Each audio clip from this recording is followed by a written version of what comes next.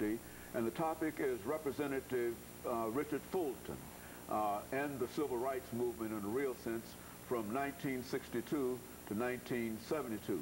And of course, Professor Pickard, let's see if we can pick up with the congressional representation of Representative Fulton. Let's start with that. 62, Fulton ran again. He'd only lost by 75 votes or something like that in the primary in 1960, and he ran again in 1962. That was without question that he would.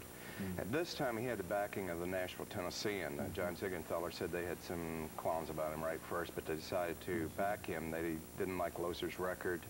And of course, the Tennessean was very pro-civil rights from the beginning. In fact, in the 1950s, here's a Southern newspaper that hired to represent them in court two of the most prominent black attorneys in Nashville, Avon Williams and Mr. Luby.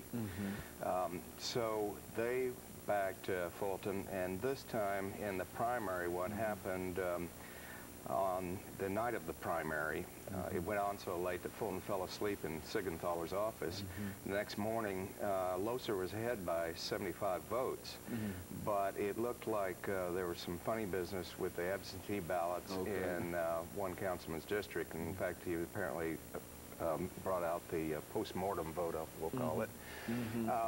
And basically, Harold and Pearl Bradley, both history professors at Vanderbilt and Fisk, respectively, led a movement in the Democratic Executive Committee to deny Loser the nomination. So they basically, the Democratic Executive Committee did not, well, they both ran as independents that year. Neither one was certified as Democratic nominee, and Fulton won that fall. And shortly after that, Siegenthaler got him an appointment with President Kennedy. He endorsed the programs of the New Deal, and particularly Medicaid, which he was very much interested in.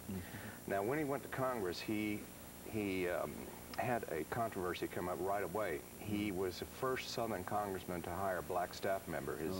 His secretary was a black woman, and he not only gave her a job, but helped her husband get a job there in Washington. And interestingly, he got some negative letters about this, not a whole lot, but from one very prominent businessman whose company is still his namesake here in town.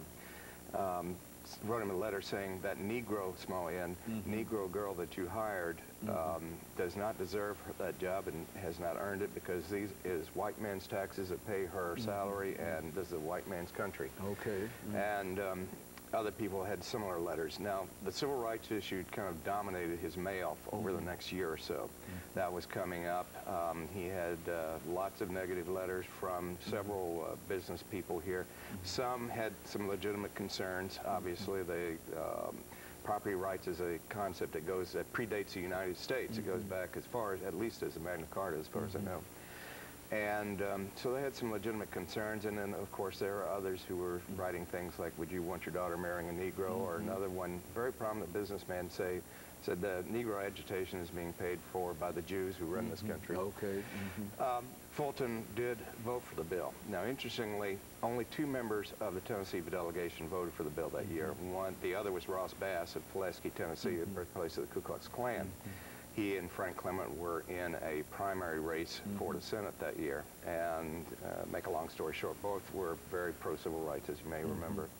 Fulton, for the first time, had a Republican opponent who was viable. Bill Wills, a local businessman, later worked for Nixon. He got 50,000 votes, which is far more than any Republican had ever done in Davidson County, and which was the whole district consisted of Davidson County at that time. Now, 1965 came the Voting Rights Act. This was not as unpopular or as controversial, and in fact, again, a majority of the Tennessee delegation, including both senators, voted for